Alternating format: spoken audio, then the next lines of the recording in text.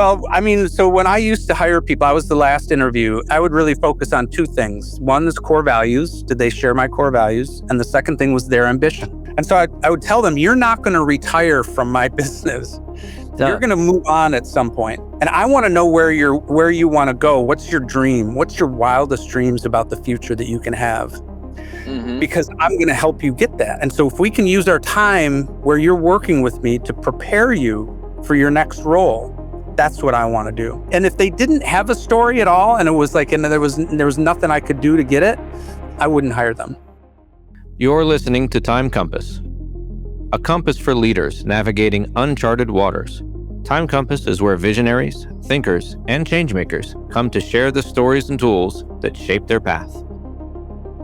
Hosted by me, Bud Leiser, each episode captures the transformative conversations rooted in personal growth, business wisdom, and conscious leadership. Whether you're scaling a company, pivoting your purpose, or seeking clarity in chaos, this podcast offers grounded insight and expansive thinking to guide you forward. And I'm so pleased to have you with us today, Mr. Kevin. Kevin has helped entrepreneurs build premium, human-centered companies by aligning business with how people actually work. His background blends EOS with human skills most leaders miss: mood management, language that drives action, and trust you can feel. When you design around attention, emotion, and meaning, teams move faster with less drama, and customers pay more for the experience. He is passionate about showing people how they can lead in a way that fits human nature, and why that becomes your competitive advantage. Good evening, good morning, Mr. Kevin. How are you today? I'm doing very well, Bud. Glad to be here. Well, fantastic. Now, we met through a networking group a couple of months ago.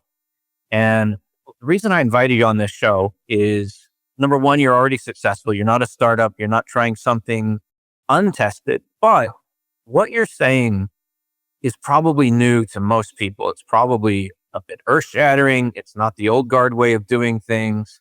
And yet it's proven. It's not, no offense, we're not young anymore. It's not like a college kid waking up with these fresh ideas. He's going to come into the business world, be super nice guy and change everything, and everything's going to work out great. You've battle tested your EOS system. What does EOS stand for, by the way? But then also tell us how you got started. What led, take us back in time and what led to all of this. Yeah, sure. Yeah. So EOS is the entrepreneurial operating system, and we'll talk more about that in a little bit. But how I got here, and so I've been in business for over 30 years. I started an IT business. I've always been interested in entrepreneurship. I mean, as a kid, I was making and selling products in middle school. I was that guy, and so I always knew I was going to have a business, and so I started one when I was 32, and I had very rapid, very significant success, I would say. Along the way, really what I wanted to do more than anything with that business was to figure out how to be a great CEO. My goal was to build a great business. I had met in my 20s a venture capitalist, and I got to sit through dinner with him in my 20s with one of my clients. And so I got to listen to them have this 30,000 foot strategy conversation. And it was like, crap, I would love to do that. And so that since I was like 25, that's what I wanted to do. And so I knew that I had to have a business. I had to know that if I were going to advise someone on a business, I had to have had one. And so my whole goal was to succeed. And along the way, I found an organization. By the way, I'd gotten an MBA before this to prepare me, and it really did me almost no good. It was not very effective. Can I ask where you got the MBA from? And when you were there getting the MBA, what did they really focus on and teach? Was it just numbers and financials, or what isn't it? Let's assume that most of our audience didn't get an MBA.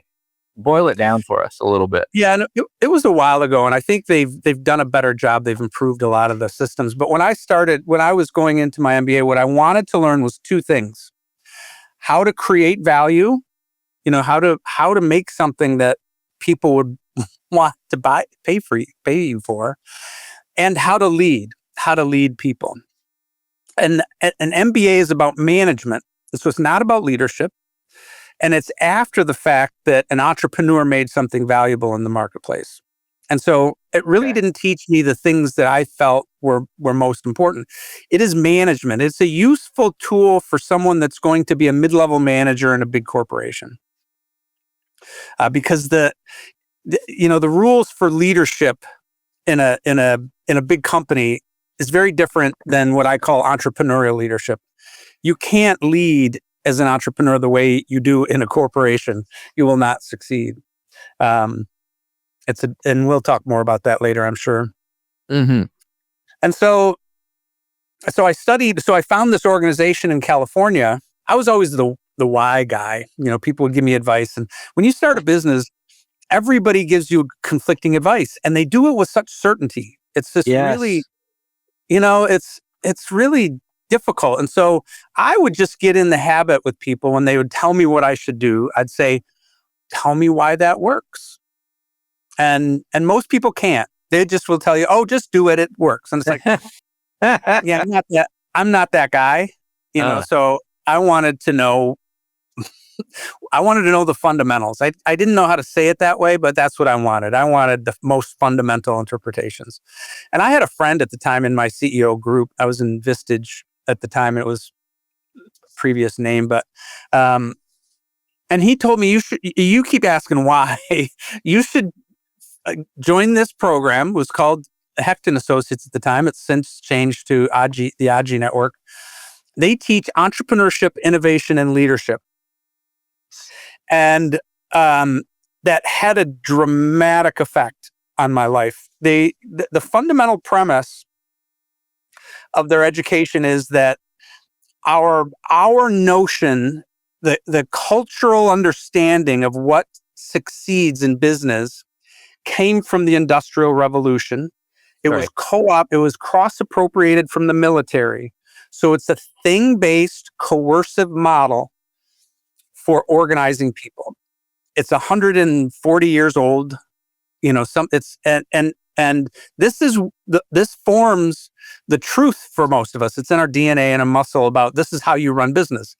And it's crap.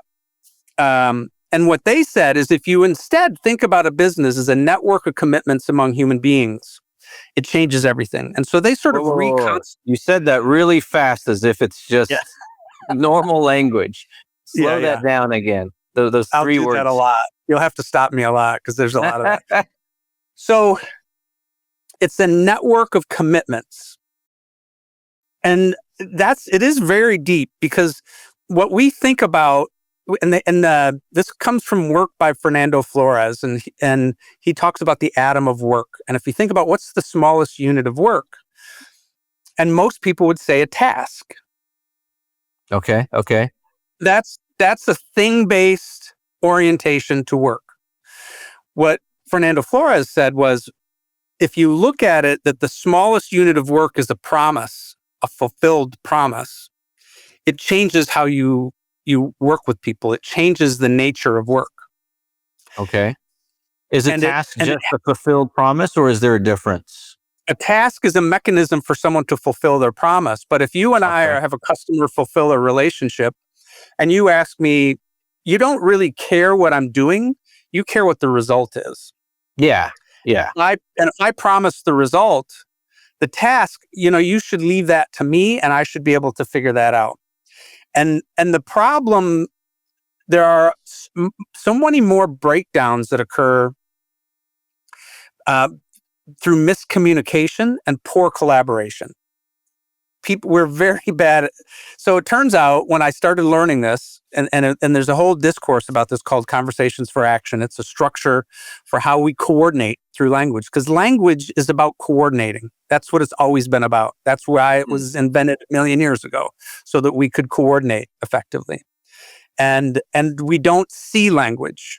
It's so basic. It's like water and fish, and we're not very skillful at it. And once you learn this and watch organizations, you will see over and over again how the way that they coordinate through language and commitments is broken. People are terrible with requests. They make poor requests.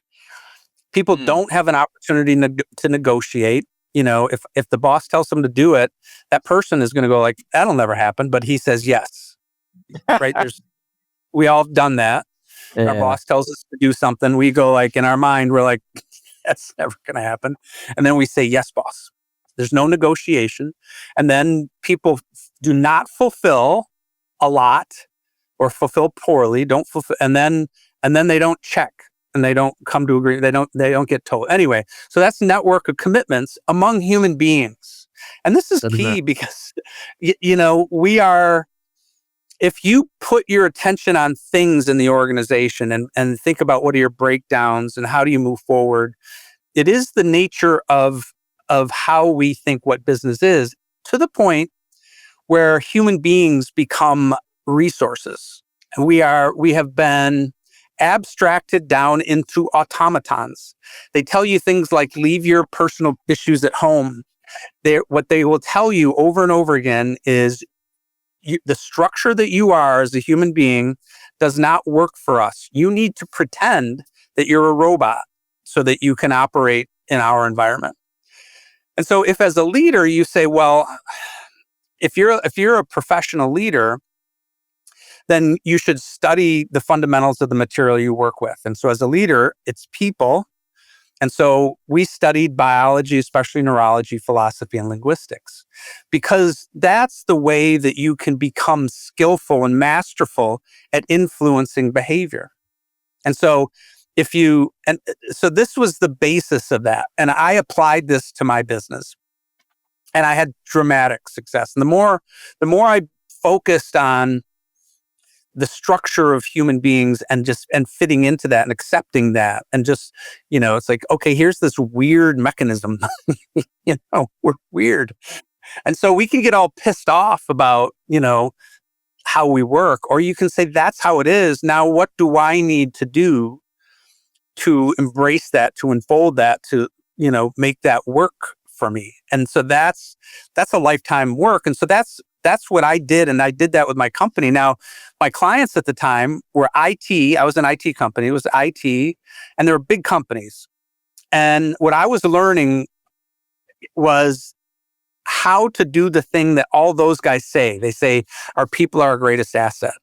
Mm-hmm. Yet we all know nobody acts like that, over and over again. That's not how they behave. It's a lie. It's disingenuous. And so, but I was learning how to do that, to treat people that way. And it turns out when you treat people, I've been really revisiting this stuff lately because it was a long time ago, because I forget some of the early things that I was taught. One of the things that Toby taught us, he was a teacher, it was his company. He taught us the term cherish. And so if you want to, he said, if you need to get people to follow you, right? So as a leader, you can't be a leader if no one's following you. So how do you get them to follow you? And he said, ideally, you get them in a wrist lock so that they what? A wrist lock. It's a Okay. wrestling move, Yeah. basically Yeah. incapacitated. And he had a strange way of expressing things sometimes, but and so his form of that was, if with your employees, you figure out what their ambition in life is beyond what you're doing, and you actively and intentionally help them create that future for themselves, they will never leave you. They will do everything that you want them to do. I think you just said, in a very different way of saying it, if you can get your employees' goals and your goals into an alignment so that they can see, for example, if you grow the business, then you're going to get a promotion because your goal is to buy a bigger house, have a wife and kids, support everybody. So, but that might not be their goal. Their goal might be something else, but you need to figure out what their goal is and then see if there is alignment in the companies. But what if there isn't any alignment? What if their goal is to, leave and do something else, Well, I mean, so when I used to hire people, I was the last interview, and I would really focus on two things. One is core values. Did they share my core values? And the second thing was their ambition. And so I would ask them what their ambition was. And I would tell them, I would say, And this at the time, we were all pretty young. It was IT, I was 32, and most of the people I was hiring at the time were that or younger. And so I would tell them, you're not going to retire from my business. You're going to move on at some point. You're going to move on. And I want to know where you want to go. What's your dream? What's your wildest dreams about the future that you can have? Because I'm going to help you get that. And so if we can use our time where you're working with me to prepare you for your next role, that's what I want to do. And so they would tell me what they want. Most people don't have a very rich story about their future. And so I would always in this, and if they didn't have a story at all, and it was like, and there was nothing I could do to get it, I wouldn't hire them. Oh, wow. I wouldn't hire them because that, as it turns out, was my greatest power to get people to do what I asked them to do. And if they didn't have an ambition, then they were a wild card. I would have no idea what they're going to do. It would just be random, and you couldn't count on them. They were not reliable. And I was in the habit of making promises, and these guys were fulfilling my promises. And if I couldn't count on them, and if they didn't have some story about a big future they wanted to get, then I wouldn't hire them. And then I would say, have you ever thought about doing this bigger thing? Because I would have gotten to know them a little bit by this time. And when you're a lot, when you've got some distance between you, you can generally see something they can't. And so I'd say, would you like to do this someday? Would you like to have your own business? You ever thought about having your own business? Because you seem like somebody that could do that. You think I could? I'd say, yeah. I mean, you've got this. You seem to have this and this and this. There's a lot of work to do, but yeah, have you ever thought about that? And they go like, huh. Hi, I'm Bud Leiser, host of the Time Compass Show. As an SMB leader, do you feel that recruiting drags on, salaries keep rising, and your team is already stretched thin? And what if your best employee quit today? You need a backup plan, my friend. Your local talent is scarce, and those costs keep rising. Did you try outsourcing and remote staffing before, and it didn't work? That's because they promised you associate-level talent, but secretly hire fresh graduates and sold them to learn on your dime. But not with us.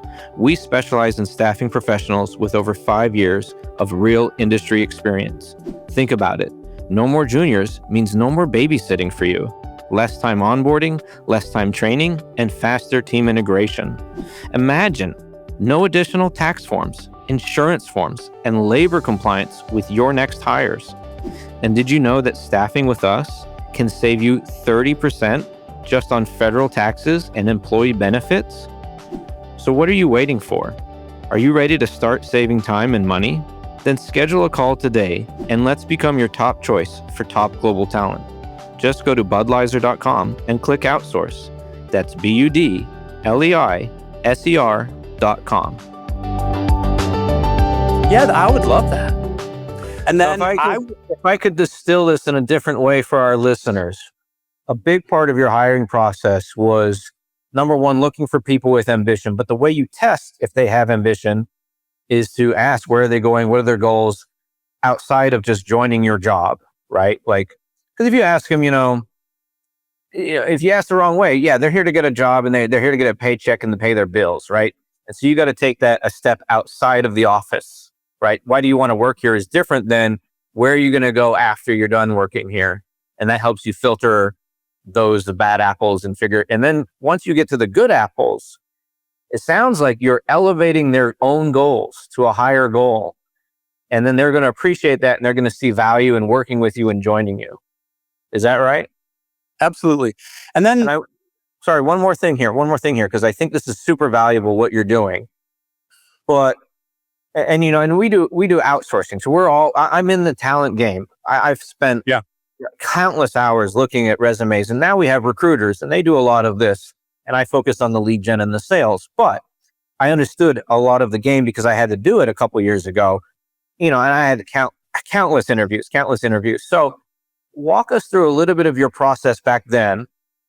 When you had this conversation, is this day one, first interview, you're doing all of these things, or what is the process? No, that was the last interview. I mean, so okay. At that point, I had a bunch of people and I had managers, and so we would, Yeah, I mean, there's a lot to this.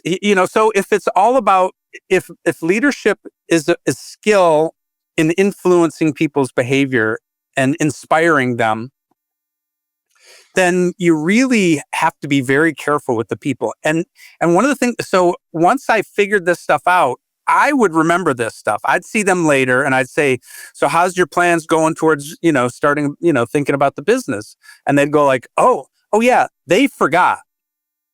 People forget their ambition. So the first thing I'm going to do is I'm going to remember it for them. Uh-huh. And then I would do things for them. I'd put them on a project because, you remember how we talked about if you want to have your business, you got to be selling is an important thing. And well, here, I want you to go on a sales call. No, you're not going to do a good job, but it's about, you got to learn. And so I would execute that. And where can you get that? Once I started doing that, I mean, people, they didn't leave. I would tell them at some point you're going to graduate, but by going through this, I moved that out by years. Because did you ever have a lot of pushback when you'd ask people to do these other tasks, or did this selection process and goal elevation, did that get rid of the not my job-itis? No, I people were deeply mobilized. People called my company a cult because everybody was so excited and into it. I mean, that's like the best, pejorative for businesses. That's a good compliment in the Bay Area. Yeah. So I want to comment on one thing that you said. You used ambition in a way. We use that term. I use that term a little differently. And I call, we all have a certain amount of push, right? So we have like an energetic, people call that ambition, and I call that drive. And so for me, ambition is the narrative of the future that you're committed to produce. Whoa, you got these awesome sayings, but you rolled them out like they're everyday common jargon, right? And you string them together. I mean, they're common enough words, but you string them together. So go through these a little bit slower one by one, because I want to make sure our audience gets it. And also, I got to get it. Yeah.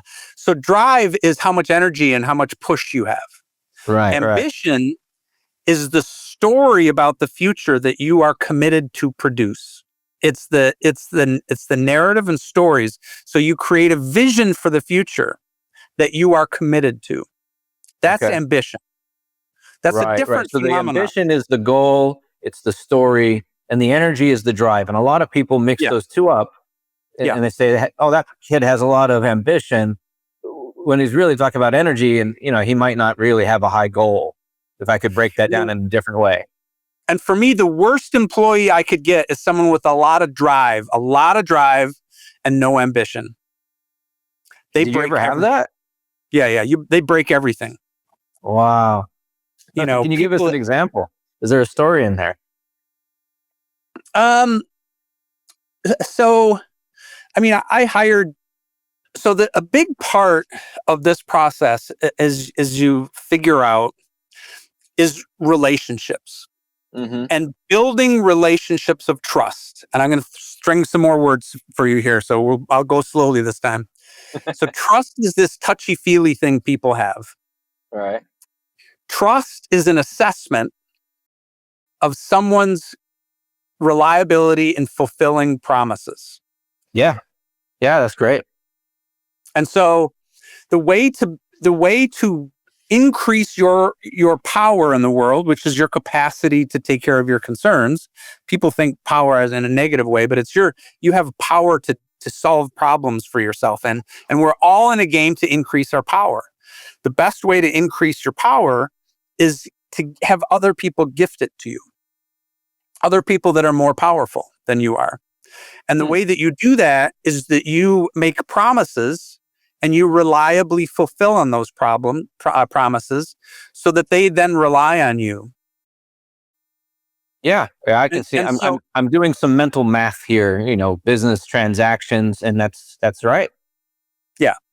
And so, I was in the game of relationships, and not many people are. And so I learned early on that sometimes it's going to look like we're dancing together, but we're really not. Right. So, and I just let people be themselves. And so one of the guys that I'd hired was very, very driven. Uh-huh. And part of the contract I had with people is like, I am going to help you get what you love. And so when you leave this company, I am going to do my best to help you go to a much better place that's awesome for you. That's my dream for you. In return, I ask you to not surprise me, not, just quit out of the blue. If you're looking at something, Right. inform me. Right. So this is the agreement. And that's a hard ask. Yeah. And it's so disruptive when a key employee leaves suddenly. Yeah. Yeah. And so if I'm gonna be generous that way, I ask for that in return.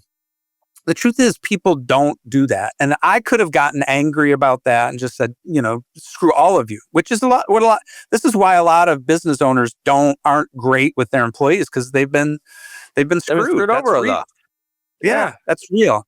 But Every what I promise knew gets was broken.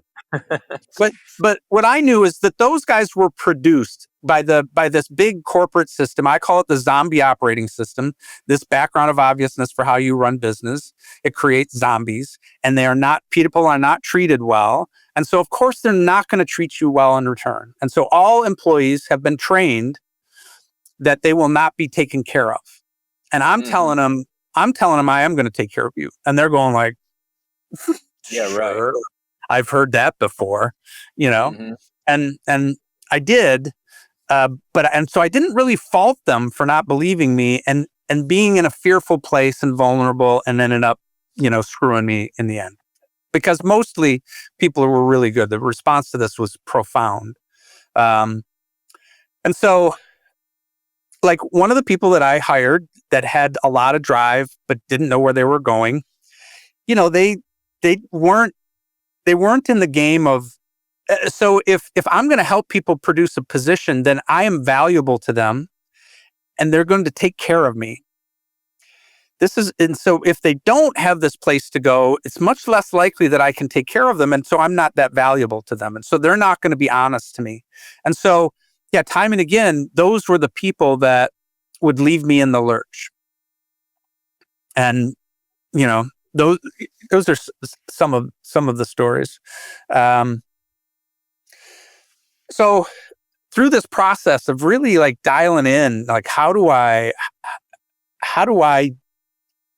earn loyalty, trust, passion? And what I learned is, if I did that, even if everybody didn't reciprocate, if 70% did, it's an amazing environment.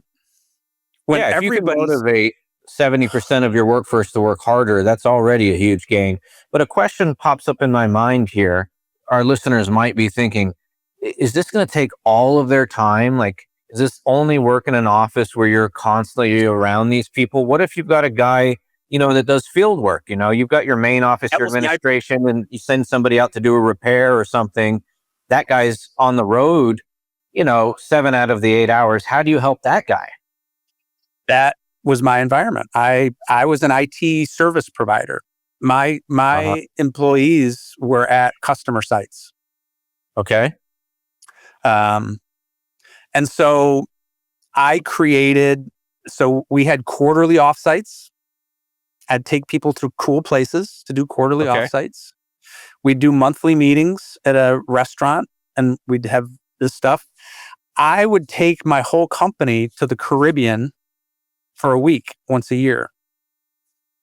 And so a lot of this was to demonstrate my commitment to them and to build team, to build a sense, because without that, they're in that game, most employees are more loyal to the customer than the service provider. So when you rent out a person, wherever they go, they feel more loyalty to Gordon Food Services than they do to Distributed Computing Consultants, unless you're actively doing this stuff. And I would also have one-on-ones with everybody as much as I could, and where we would talk about this stuff. And their performance appraisal, the top thing on the yearly performance appraisal, the top thing is what's their ambition in life? What's the next gap? What's the biggest gap? What's the next thing that they need to do at DCCI to enable them to go on to that? And then what's their core values and what are the gaps? And so whenever I had a problem then, I never went to somebody and said, hey, you screwed up. That pisses me off because you're impacting my ability to run my business well. I didn't do that. What I said was, man, the way that you just did that with that customer, how is that going to work out for you when you have your own business? Is that the way that you're going to treat people? Mm-hmm. How is that going to? So I could talk to them about it in a way relative to what they're trying to accomplish, and have them see how that behavior is This not going to. This almost sounds like good parenting. It almost sounds like the type of lessons we would get if we were teaching people how to discipline their child, how to motivate their child, how to be a good parent. It sounds like there's a lot of correlation here. Yeah, Not I think to dumb so. it down and make it, not in a condescending way, right? But it seems like there's a lot of correlation. Toby taught us a word. He said cherish. So if you want to get people in a wrist lock, you've got to cherish them. And he said the distinction for that word, another string of words for you here, is to hold another person's concerns as though they were your own. I mean, that's the basic model of business, of serving other people, is taking their concerns as if they're your own, which that's why a lot of businesses fail and a lot of people fail is, you, especially like you trust an employee with money to go make a buying decision, and then they just grab the first thing they see. And then you ask them, why did you pick that one? What were the other 5 contenders? What were the other 5 choices? And there's just, it's like, oh man, this guy doesn't treat my money but he doesn't treat my money like it's his money. Like there's no respect there. But it's the same with every customer, right? If you're fixing their roof, they want you to fix the roof as if it was your own roof. It's the zombie operating system. It's this notion. So big companies, so I talk about entrepreneurial leadership as being different than our standard of leadership, because there's something wrong with the world right now, and the way, we all feel like there's something ugly going on with big business. We're being manipulated. It's just like the stuff that they do to win is ugly. And it's and when people go into business, they're trained that that's how you have to do it, and that's bullshit. It's false. That's false. That's just this. It's the way that we know how to do things. It's not the best way. There are a lot of people that know a better way. And so leadership in that context, it was like, I was studying for a while. It's like, what is the fundamental, what's behind this? And if you think about whenever anybody's teaching leadership, at the heart of what they're working on in the background with leadership is to get someone else to do something that serves you. Mm-hmm. That's all the models of leadership. When people are teaching leadership, what they're teaching is how to get that other person to move in such a way that serves them.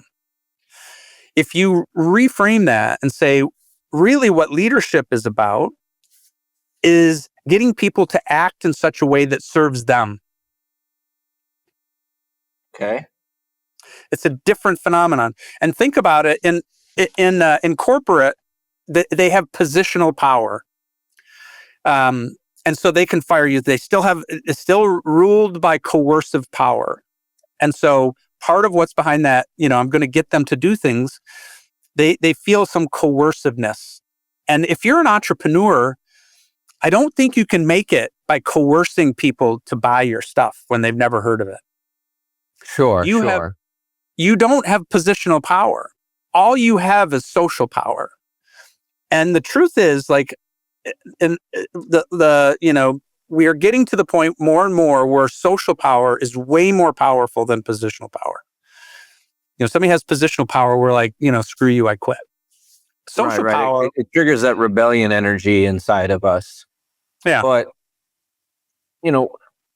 just thinking through what the audience might be thinking,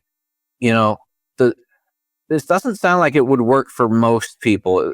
They've tried, this sounds like, I'm going to be a little bit negative here. It sounds like wishy-washy, carrot only, never the stick, stuff that doesn't really work in the real world.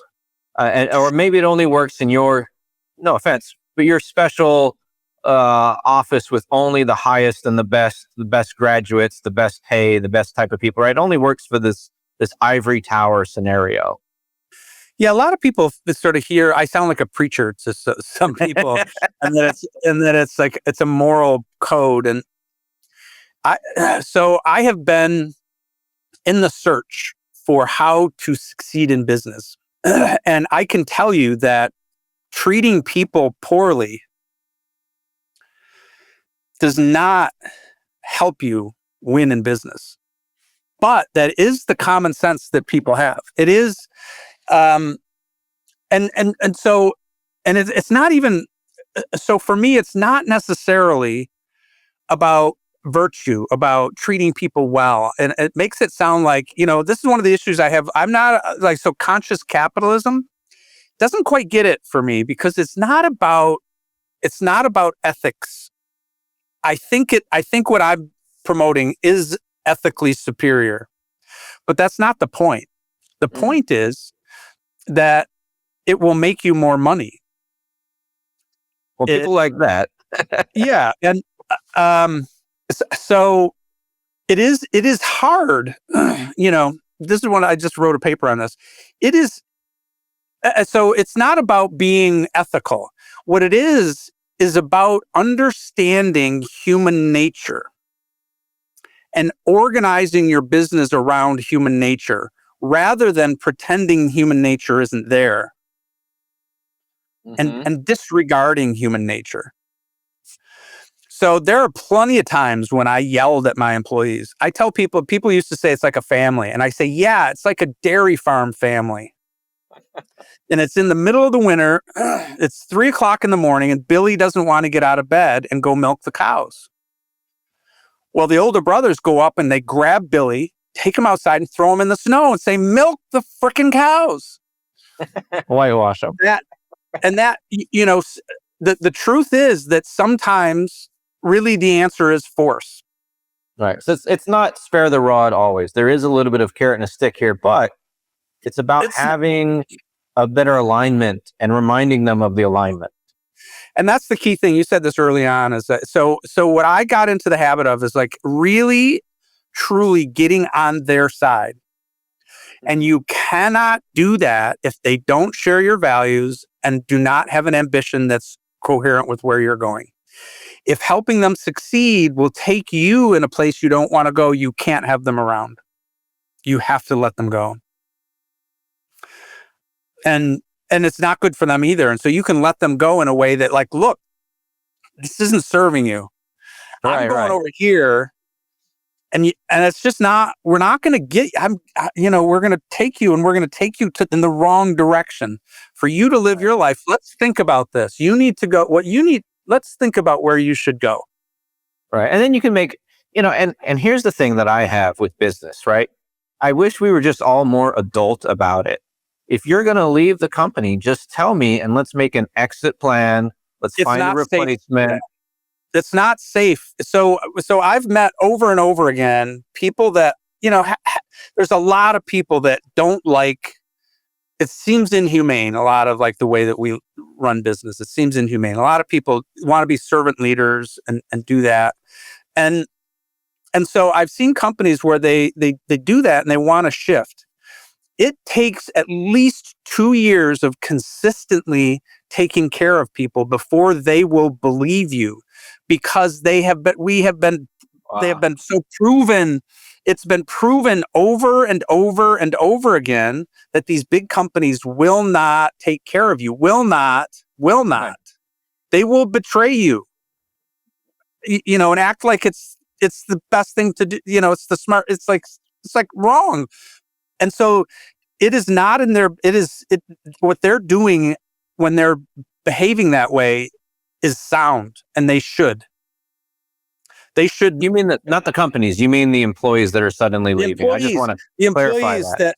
Yeah. So the employees that didn't tell anybody and they just split, well, yeah, I mean, they would have walked them out the door and it wouldn't have worked with their, so the company is not taking care of them. So Yeah, they for have the zombie corpse, right? They do that because if there's the we'll use your term because I like it. If the zombie corpse are using the zombie operating system, they say you got to give us a 2-week notice so that we can train your replacement. You give them a 2-week notice, and they say, okay, you can leave today, leave by the end of the yeah. day, and that cuts the 2 weeks pay that you were planning on as you transition to the next job. And so, what does that train you to do? Never give a 2-week notice. Meanwhile, the mom and pops, you don't give a 2-week notice, you just disrupted their entire operation, their chain. I mean, you just put them in a world of hurt for no reason, you know? I've got a client that's been doing this, I call it mobilization through ambition. And she started doing this and started implementing it. And she had 2 employees that told her, just, a couple of days ago, one of them said, I got a job offer. I wanted you to know. And so they had a long talk about it. It's like, what was the job? And her initial reaction was like, what? You bastard. Right. You're out Haven't you, applying. haven't you seen what I've done for you? And because that's the narrative that Right. we all live in the zombie operating system, that you owe me something, that, that you taking care of you and your family is somehow immoral, whereas me taking care of the stockholders at your expense is virtuous. It's like, anyway, so the small mom and pop places, they're being taught how to do business by the zombie operating system, folks. And by the way, there is a certain negativity to that term. And I would say that it works for billion-dollar businesses. And I don't know that my model would. I really don't. You're being really honest right now. That's interesting. It is when you think about, and you've met a lot of entrepreneurs are far more in alignment with my philosophical orientation about people. We really do want to take care. Entrepreneurs are caring, empathetic, compassionate people. And entrepreneurs are putting it on the line to solve a problem that they saw. I mean, they're literally really problem solvers, right? These are my clients, and they, almost 100%, they really care. And so there's the reality is, I think that there's 2 big practices, 2 skill sets that you need to have to be successful in an enterprise. You need to have entrepreneurship and business, and they're very different skill sets. Entrepreneurship is about inventing new offers for the marketplace, being able to educate people about this new offer, these new practices, bringing new practices to the marketplace that solve problems and take care of concerns that the existing offers don't take care of, right? So they're witnessing what's going on, and they're going like, that doesn't really solve it. They go, how can we solve that? And they come up with a solution, and they bring it to the market.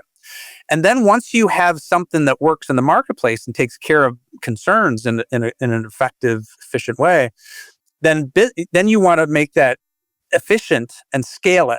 And that's business. Business is about efficiency. Entrepreneurship is about effectiveness. And when you think about it, these big companies are generally not good innovators. A lot of their innovation comes from buying these smaller companies. So the smaller companies, it's about innovation.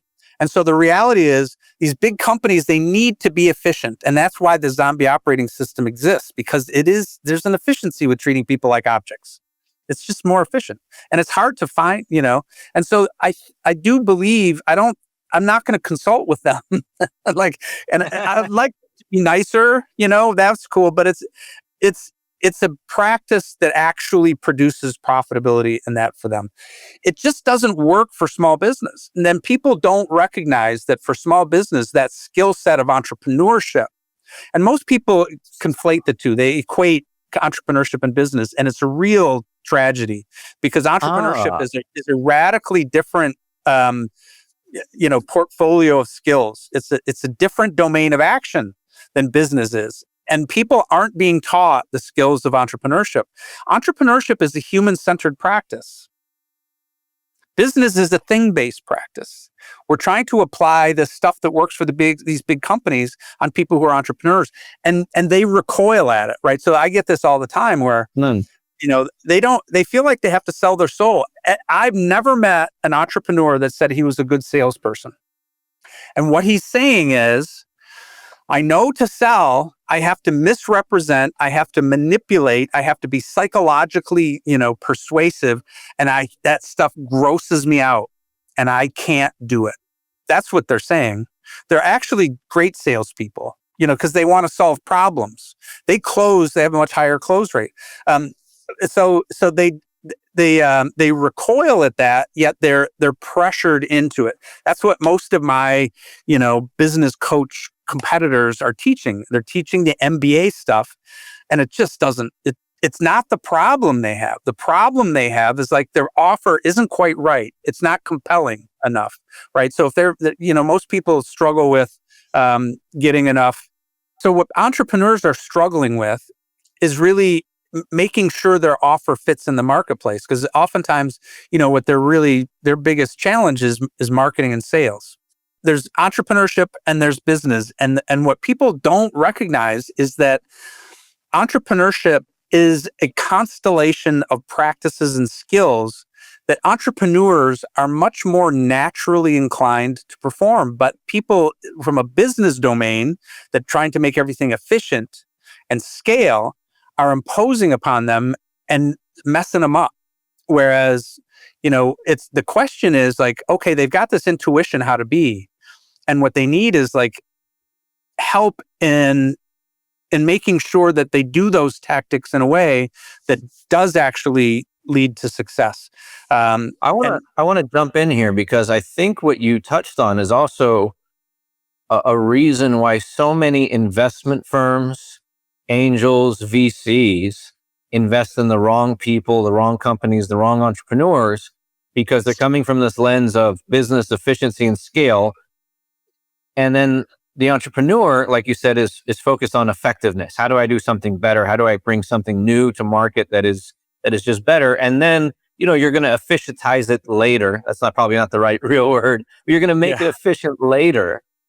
And there's the crux, because a lot of VCs say they're early in their VCs, but what they really want to be is they want to be as late as possible, and scale it and fund it just before it's scaling. But they want the best deal, so they're not going to call themselves the second round or the scaler. They're going to call themselves a VC. So there's a bit of a not just misalignment, but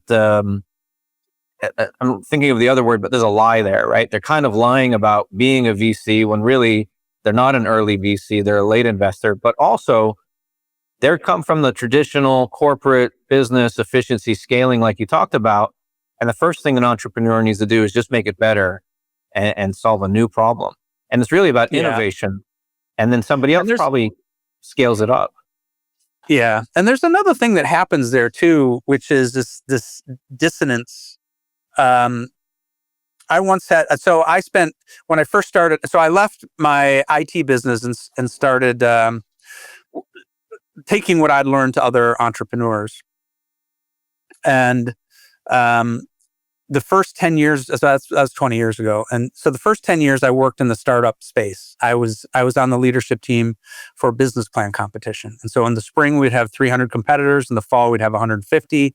I was responsible for the coaches. We'd assign each team a coach to help them work through their business plan. And so I got to see, I looked at every team to figure out which coach I should assign them. And so I saw all this, and I emceed all the events, and it was very much organized around getting capital.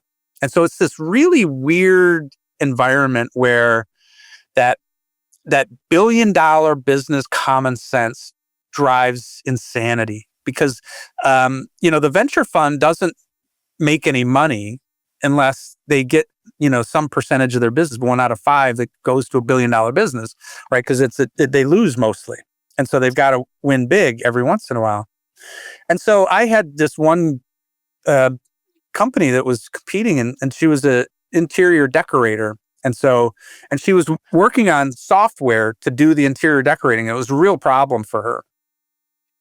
And I said, so why do you have to have software to do it? And she said, well, I can't become $1 billion business unless I can scale and have that software. And it's like, so you want to have $1 billion business? How does that serve you? How does that make you need, because when I started having some success in my business, I was like, because it was like, I shouldn't say this too often, but it was relatively easy. I was in the right place at the right time, right skills in the marketplace. It was anyway. So it was just really going well. I'm thinking, well, how big should I get? I just started thinking, do I want a $10 million business? Do I want $100 million? Do I want $1 billion business? I had kids at the time. And so, I had a conversation with my wife at the time and said, do you want me to be a great dad and a good business person, or a great business person and a good dad, or a super great business person and not around for my kids?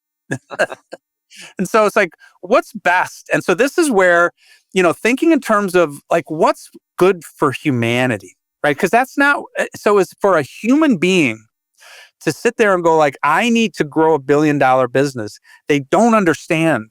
They don't understand what this is, what a great life looks like.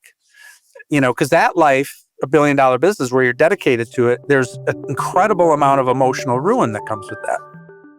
If you're a business, church, school, or nonprofit paying over $90,000 a year in utilities, listen up.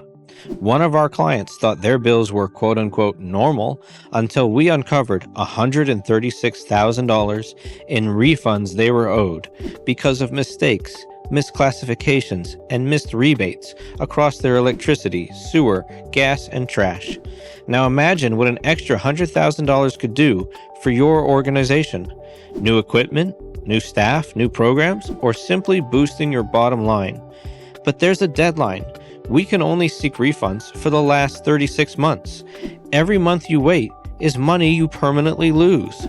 So schedule your call today at budleiser.com, budleiser.com.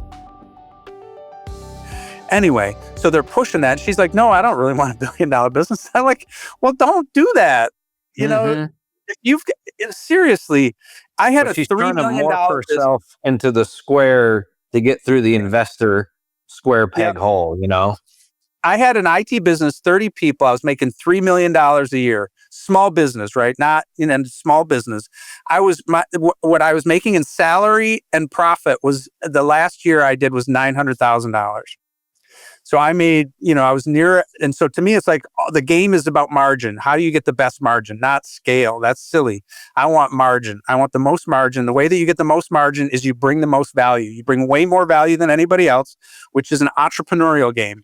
And how do you do that? The skills of bringing value. Are people practicing that, or are they practicing a fishing? So we've got the standard bearers for the right way to do business is the venture capital firms, these $1 billion businesses. And the truth is, that's bullshit. That is, they do not, their notions, and I saw this over and over again, because for instance, I was in this mentoring group and we were trying to help vice presidents that wanted to start businesses. And so I was dealing, my whole life was entrepreneurs. And these guys came out and they were talking about what they're going to do. And it's like, you're never going to make it. It's like, seriously, figure out, get a job, find somewhere, because there's just no way. Why is that? Give me a story there. Give me an example. Yeah. So if you've spent a lifetime building in your body the moves that are required, that you would use to execute positional power over people. And then you go out and you say, oh, we have to persuade people. We have to take care of them. There was nothing in them. They would talk to me and they were obnoxious, right? So here I am, I'm offering to coach them. And they were, So it wasn't about their idea. It wasn't about their product they were going to make. It wasn't about what service or business that they were going to create to solve a need. It was their attitude and who they are and their essence that threw you off, that they were not going to make it over that hump of entrepreneurship. And it's never about the idea, buddy. I mean, it's never about the technology. One of the things that I learned in working with all these guys, and there's a big saying in that world, they say you vote on the jockey, not the horse. So what these guys are looking for is the person who's running it. Ideas are a dime a dozen. There's a lot of ideas out there that can make you millions of dollars. The question is, who's going to take it and make it so. And that is a special person. And it's an entrepreneur, the person that embodies the skills to seduce people to follow them rather than threaten them if they don't. Right. Right. And so it is the what, and I'm sure you've seen this too when you work with companies, because I think it's about 1 in 20, I would say, where I like meet somebody in a company and I watch what they're doing and I go like, nice job, really nice job. And I'm sure you've seen that too, where that's the case. And it's always led by a decent human being that's trying to make a difference in the world and cares about people. And his work is his art. And it is led by ethics. This is part of the human nature. I had one of the smartest guys for ideas that I ever met. He did PayPal before PayPal did PayPal. He had all these ideas, and it's like, and like years later, everybody would prove that he was right. And he would go out and get lots of money for his ideas. And then he would go try to execute, and he failed every time. I talked to him initially, and I said, well, we need to talk to a lawyer. He's been doing this for 20, 30 years. I said, who do you use for a lawyer? And he says, I don't have one. I'm like, that's interesting. I'm like, who do you have for an accountant? He's like, yeah, I don't have one. It's like, how can you go through life like that and not accumulate relationships with powerful people? Right. That you he doesn't have his core team there. Yeah. He destroyed he did not care for people. He did not take care of them. He did not take care of me in the end. And I knew he wasn't going to, because I was hip to this notion by then. And so I was like, yeah, I don't want to do any work, because I watched him. He was broke. He had to borrow money from me for gas for us to go to talk to an investor. The investor gave him $5,000. And he was in desperate shape. And so, and like a week later, the investor said, I want a list of what you're spending the money on. And Mark said, screw him.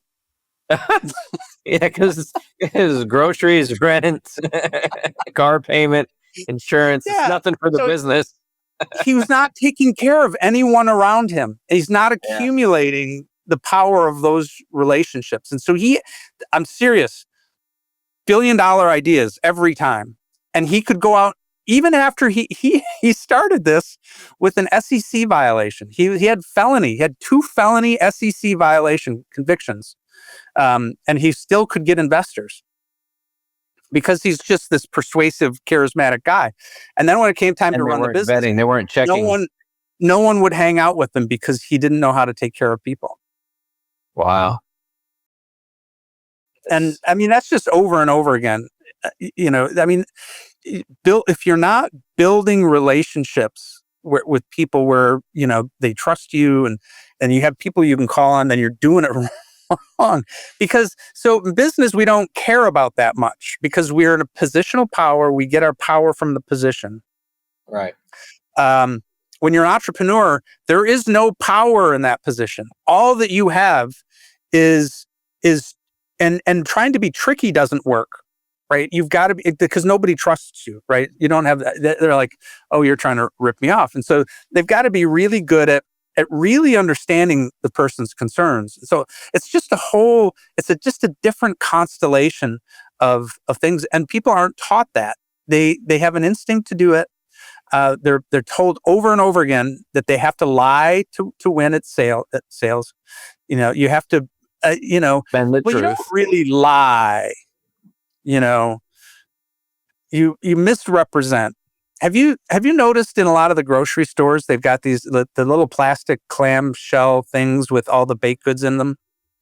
No, we don't have those here in Bali. I don't think. Yeah, different world. So in the U.S., this is a thing. In every grocery store you go in, and in the bakery section, they've got these little plastic clamshells, and they've got these printouts with the ingredients. And so it's made to look like this stuff was made locally. Okay. To people to buy it, but it's all made in a factory. And they put it in these little clamshell packages to trick people. And that's what people are trained. This is what they are trained, that this is how you win. And when you're a big company, apparently you can get away with that. But when you've got an idea, when you're a small company, you're trying to hire your first employee, all of that stuff, developing skills and understanding human beings, bringing power to them, trusting, all of those things, it's ultimately what makes the difference. And, this has been a difficult journey for me. So I grew my IT business and I'd learned what I learned and I was very successful. But ultimately, it's like I didn't love IT anymore. It wasn't very meaningful to me. I got to a point where I was making a shit ton of money and not having any fun. I didn't. I would have these conversations with potential customers. I'd sit across the table to them, talk to them, trying to sell. And in the back of my mind, I'd go like, if you buy from me, I'm going to have to talk to you more. Right. I'm like, hey, if you're getting into that long-term relationship, some clients, if it's your own business, some clients aren't worth closing, but that doesn't push you forward in some ways. So I resolved that I was going to love my work, that meaning mattered, that, so I had, houses, boats, snowmobile, I had the toys. I didn't care about planes and helicopters. I wasn't that. I was resolved. I was like, I'm going to love my work. And so I closed that business down, not very elegantly. And you didn't sell it, you closed it. Okay. Yeah. One of the things that I tried with people, because I see this over and over again. I'm not the first one, to figure this out. I'm going to build a business and it's going to be really successful, but I'm not going to build it for me. I'm going to build it for what those guys tell me is good and what's good in the marketplace. Right. Do I like that stuff? Not so much. I'll be a good soldier. Well, being a good soldier after, 7 or 10 years, it's like it adds up. And you get burned out, so when I encounter clients, I want to, if they're like starting to get stressed, it's like, we have to do something soon, because if you get to the point where you're burned out, this will not end well. It's really hard to turn something around when you're burned out. And I was burned out. I was like, I don't care. And so, and that's fascinating to me. And unfortunately, I'd been studying with this organization and we studied, philosophy, and I started studying a lot of spiritual traditions and like, okay, I want to live a great life and have the stuff I'd studied is like, it really was pointing at meaning is important to human beings. Sure. And it's like, okay, well, I want that. And so I started and I said, well, first of all, I want to work with people I care about. It's like, okay, who do I love? And at the time I was burned out, so I didn't love many people. Not many people brought me joy. My kids and my friends. How long? I want to focus in on this a little bit. How long did this burnout last? You closed the business instead of selling it. You felt burnout. You went on spiritual journey or mission or finding, which we see a lot here in Southeast Asia, by the way. In Bali's sort of the Mecca. You see that where people are. One Mecca, and then Peru might be the other Mecca, right? If we think about. Oh, gotcha. I see what you're saying. Yeah. People journeys. Coming there with that. Yeah. It's, so a lot happened around that time. I had like a dream existence until my mid 40s. Like everything just freaking worked. And it was scary that everything is like, what's going to happen? I always thought like, if things start to go to hell, I'm going to be a wreck because I don't know what to do when things aren't going. You have no survival skills. No, I was not tested. Skills. And it's true. As the business, as this was happening, my relationship with my ex was failing as well. And my health was failing. And I was drinking too much and I was, I wasn't exercising. I wasn't doing the good things. And I had a measure of PTSD with running a business. So what I tell people is I don't think burnout is necessarily consequence of working too hard. I don't think that's really what it is. I think it's a consequence of making your body do stuff over and over again that it doesn't want to do. And your body and your mind.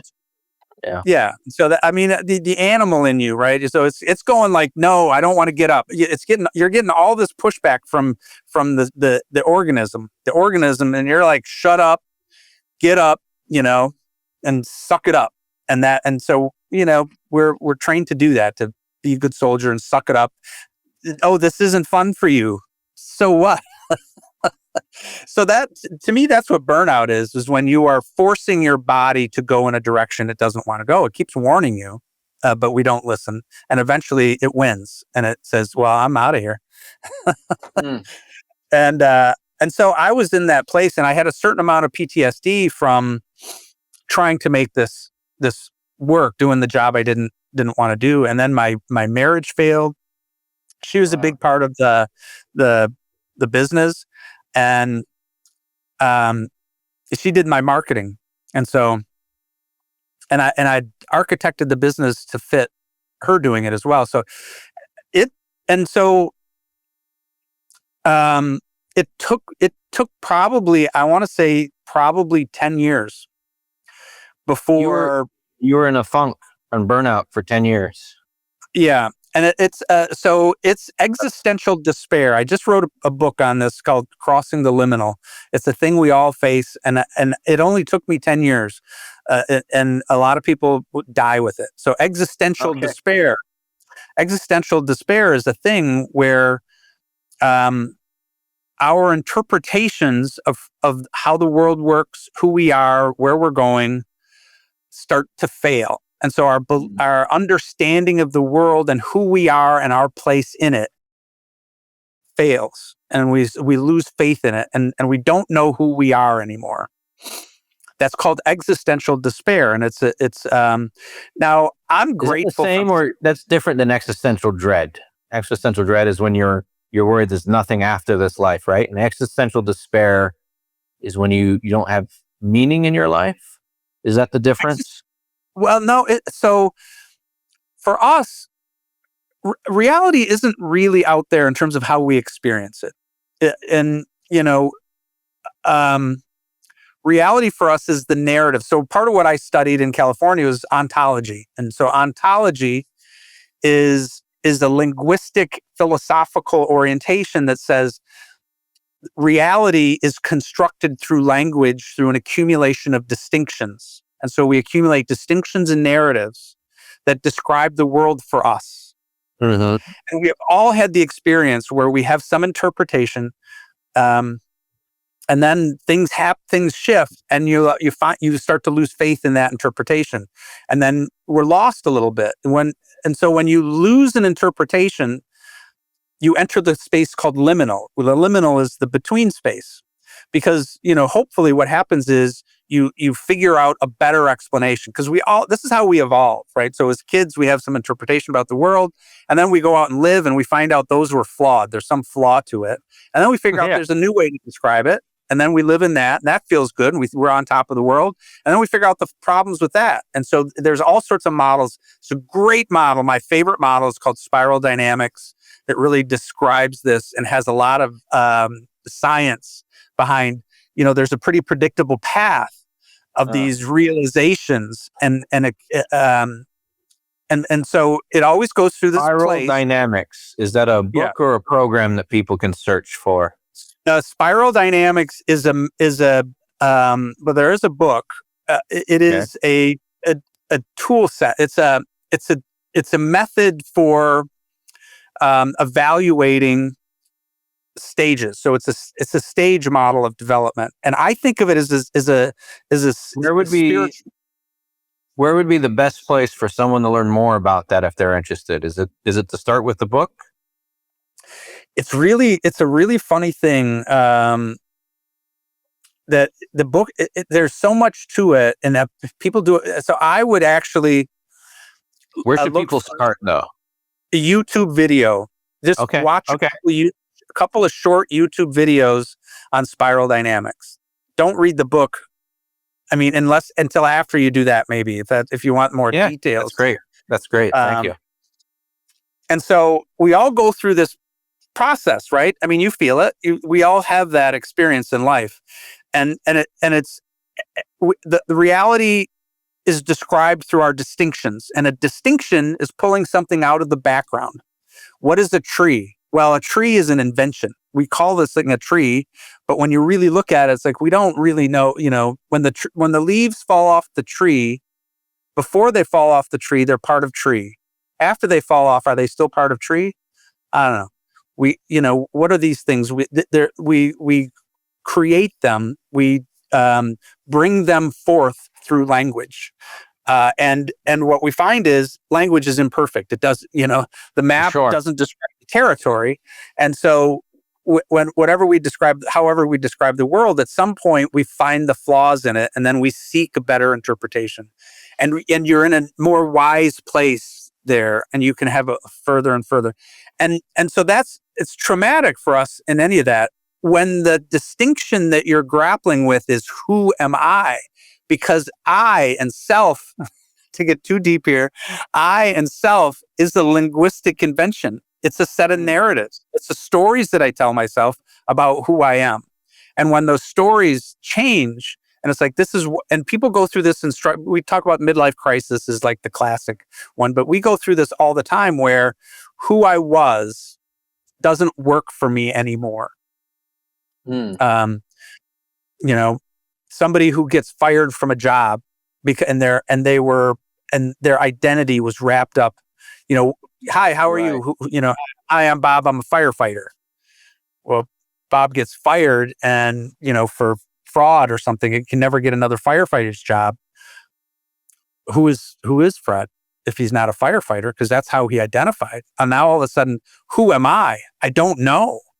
That's a terrifying place to be. That's existential despair. And a lot of guys lose themselves to exactly what you described in going through this identity crisis, I guess. I mean, identity crisis makes it sound like it's not that big a deal. I mean, it almost doesn't have the gravitas as your, I can't say the L word here, the liminal state. Liminal existential despair. So crossing the liminal state. This causes a lot of people, this liminal state, the sudden unexpected liminal state causes a lot of people to go into depression, which then of course leads to alcoholism and or drug use or fighting or steal or just, erratic self-destructive behavior that then spiral out of control. Yeah. And especially, entrepreneurs it's part of why I wrote the book, because I went through this process being informed. And so I was in it. I didn't suffer with it as much as a lot of people because I could see what was happening to me. And I could work through it. And I would say I had, so it took me and so part of it was like figuring out business. So I was an IT professional and I had a business in IT. And then I said, well, I'm going to now go into business consulting, be a coach. Right. Get rid of the IT part, which is a big part of it. Well, I didn't know how to be a coach, and so as it turns out, you can be really good. Like I had a lot to say. I had a lot of value to bring. But having something to contribute is not the hardest part. The hardest part is figuring out how to package it. Yes. Present get the other person to open the wallet and let it in. Yeah. How to get them to see it, how to structure how they would hire you, how to fulfill in a way that works for them and you, right? That's hard. No, I see every coach struggles with this. They go to a business, especially, I don't know if it's especially, but in the business world, they go to a business, they know they can go in and fix things and bring tremendous value to the business, but the owner doesn't want to start. Maybe they'll do a consultation, maybe they'll keep doing consultations, but then they don't actually start for some reason. So you went from IT, you moved into coaching. Now you've got to package it. Sorry to interrupt you, but I just see it all the time.